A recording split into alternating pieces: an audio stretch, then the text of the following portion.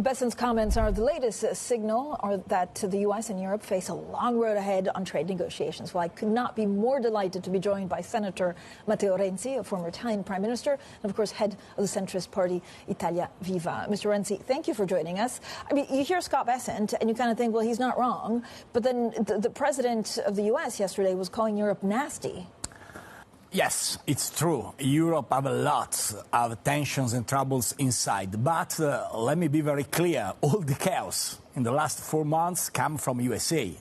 The responsible of the chaos is in White House because tariffs, trade war, tensions, particularly between United States of America and Europe, the best allies in the history, were created by White House. So that is the past. I hope we can solve the problem. I think it's very interesting, the trip of President Trump in Saudi, in Emirates, in Qatar. It's very important, the presence of CEOs, America, at the lunch with Crown Prince MBS. That is also a success for MBS to host all the CEOs in the Vision 2030, the project for the future of Saudi Arabia.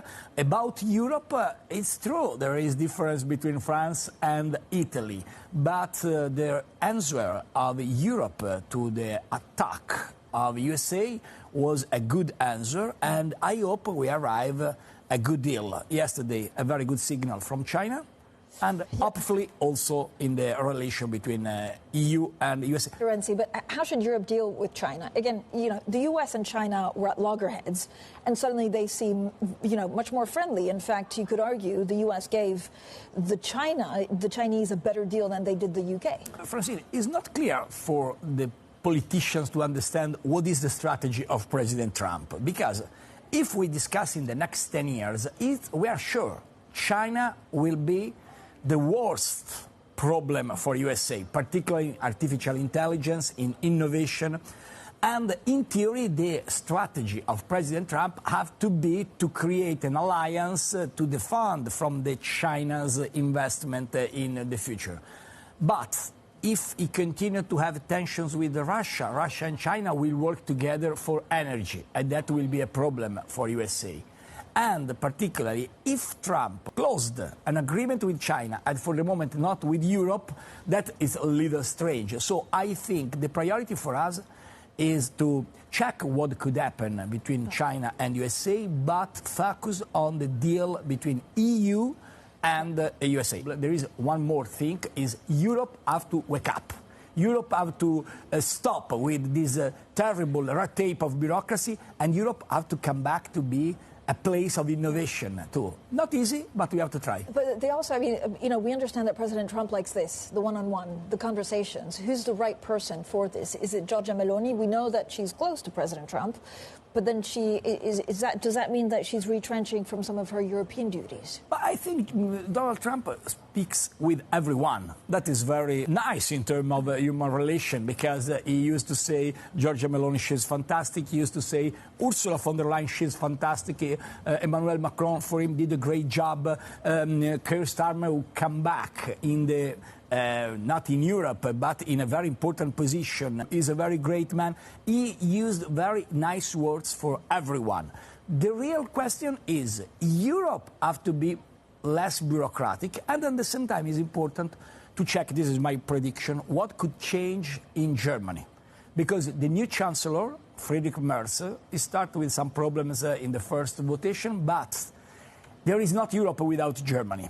And I think Friedrich Merz will be the next leader in Europe. In my humble opinion about Giorgia Meloni, she's very good in terms of empathy and relation, but she lost the momentum. She had a great opportunity 6 months ago with the crisis of Germany, with the crisis of France. She lost the momentum also because she used to change with the wind. She was with Putin in 2015, and now she with Zelensky. She was pro-Biden, and now she pro-Trump. She was against Euro, she pro-Euro. So Georgia, she's my prime minister. She's not my party, but I respect her. But she's a woman without a strategy. She followed the day-by-day events. She's more an influencer than a stateswoman. I mean, you know, critics to that would say, actually, she's done an okay job. And since becoming into power, she has supported Ukraine. So were you disappointed that she wasn't on that train bringing the leaders to see Zelensky in Kyiv this week? Because she's very right-wing, but she kept the economy on an okay path.